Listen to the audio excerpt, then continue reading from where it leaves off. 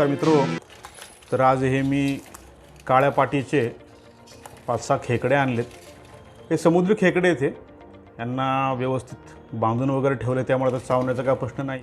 बाकी या नांग्या वगैरे खूप टोकदार असतात, त्या लागतात, त्यामुळे थोडं जरा सांभाळून करावं लागतं. तर यांना तोडायचं कसं मी ते तुम्हाला दाखवणार आहे. आता खेकड्यामध्ये भरपूर ताकद आहे, जिवंत खेकडे आहेत हे. त्यांना असं धरून व्यवस्थित त्यांना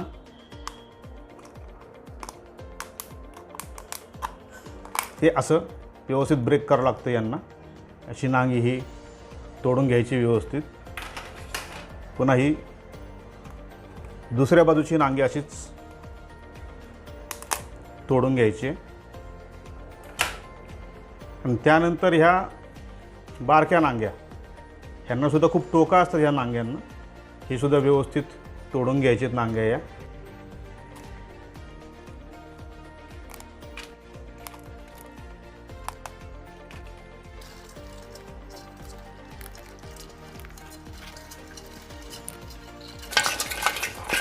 अशा पद्धतीनं ह्याला संपूर्ण तोडून घ्यायचं आहे.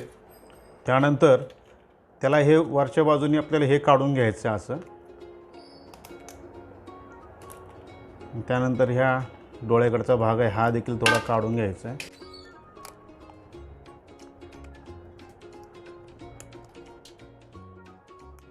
हे खूप जाम बसलेलं असतं, त्याला असं सुरी वगैरे घालून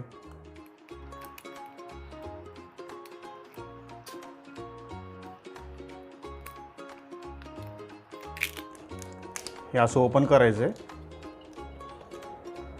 त्याच्यानंतर ही जी केस आहेत, ही केस काढून टाकायची त्याची.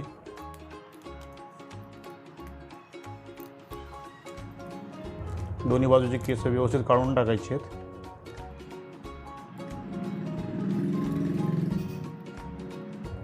त्यानंतर नळाखाली आपल्याला ह्याला स्वच्छ धुवून घ्यायचे. तर अशा पद्धतीने मी हे सगळे खेकडे साफ करणार आहे.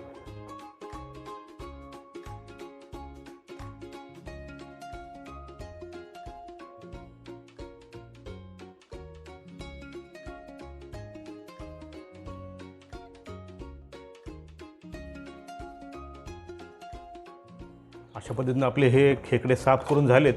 ह्या सगळ्या मोठ्या नांग्या आहेत, ह्या मोठ्या नांग्या आपल्याला कालवणात टाकायचे. आणि ह्या बारीक नांग्या आहेत, ह्या बारीक नांग्या आपल्याला मिक्सरमध्ये त्यांना बारीक वाटून त्यांचा रस काढून घ्यायचा. संपूर्ण त्यांना मिक्सरमध्ये बारीक वाटायचं आणि गाळणीने यांना गाळून घेऊन त्याचा फक्त अर्क घ्यायचा आहे आपल्याला. हे संपूर्ण जे खेकड्याचा आतील भाग आहे आता हा आपल्याला व्यवस्थित नळाखाली स्वच्छ धुवून घ्यायचा आहे. अशा पद्धतीने आपले हे सगळे खेकडे साफ झाले. तुम्ही बघू शकताय अगदी व्यवस्थित हे संपूर्ण नळाखाली अगदी मस्त खळखळून धुवून घेतलं यांना. ह्या नांग्या देखील अगदी व्यवस्थित साफ झाल्यात. या लहान नांग्यासुद्धा व्यवस्थित साफ करून घेतल्यात. आपले खेकडे साफ करून झालेत. त्याकरता मसाला बनवायचा आहे तर खेकड्याच्या कलण्याकरता. त्याकरता मी घेतले बघा हे 2 लसणाचे कांदे घेतलेत, त्यांना व्यवस्थित पाकळ्या त्यांच्या वेगळ्या साफ करून घेतल्यात. 2 इंच आलं घेतलं आहे, त्यांना चिरून घेतलं आहे. 3 लहान असे मध्यम आकाराचे कांदे घेतलेत, त्यांनाही बारीक चिरून घेतले. खोबऱ्याची एक छोटी वाटी घेतली आहे. 1 मिरची आहे, थोडा कढीपत्ता आहे, थोडीशी कोथिंबीर घेतली आहे. त्याचबरोबर 5-6 तिरफळ घेतलेत. 1 चमचा तीळ घेतले, 1 चमचा धने पावडर आणि 1 गरम मसाल्याचा अर्धा चमचा घेतला आहे. आता हे सगळा मसाला आपल्याला मिक्सरमध्ये वाटून घ्यायचा आहे. त्याचबरोबर अर्धा चमचा हळद, 1 चमचा लाल तिखट, चवीप्रमाणे मीठ आणि हे 5-6 आमसूल जे पाण्यामध्ये भिजून ठेवलेत ते घेतलेले आहेत. सर्वप्रथम आपल्याला ह्या बारीक नांग्या आहेत त्या मिक्सरमध्ये आपल्याला बारीक वाटून घ्यायच्यात. नांग्या बारीक वाटून झाला की त्याच्यामध्ये आपल्याला अर्धा ग्लास पाणी ओतायचे आणि पुन्हा त्यांना एकदा मिक्सरमध्ये आपल्याला फिरवून घेऊन त्यांना गाळून घ्यायचे. नंतर एका जाळीमध्ये गाळून घेऊयात.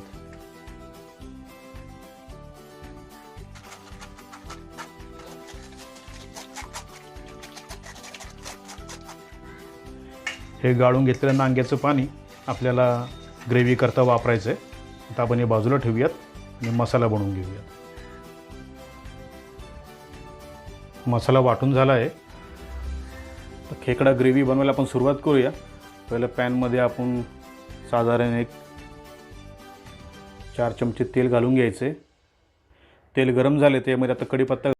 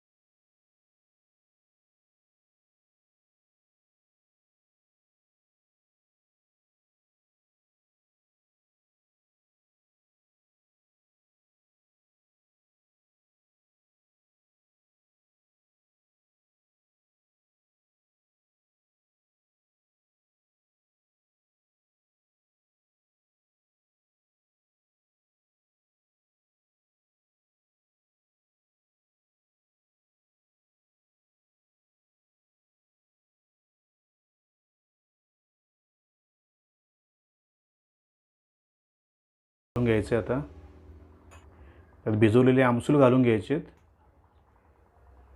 हे मिश्रण आता व्यवस्थित आपल्याला हलवून एकजीव करून घ्यायचे।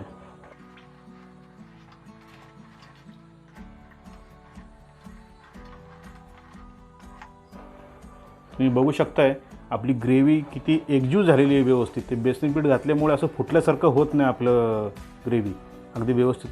ही ग्रेव्ही थोडी थिक झाली आहे, ह्याच्यामध्ये मी थोडंसं जरा अजून गरम पाणी घालून घेतो। 15 मिनिटांमध्ये आपले खेकडे बरोबर शिजून येतील त्याच्यामध्ये।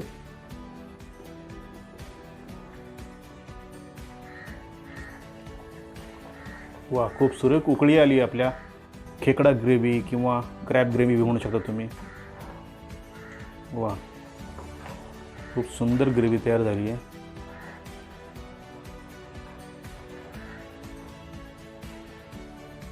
तर अशा पद्धतीने आपली ही खेकडा करी तयार झाली आहे। तिला आपण आता एका बाउलमध्ये काढून घेऊयात।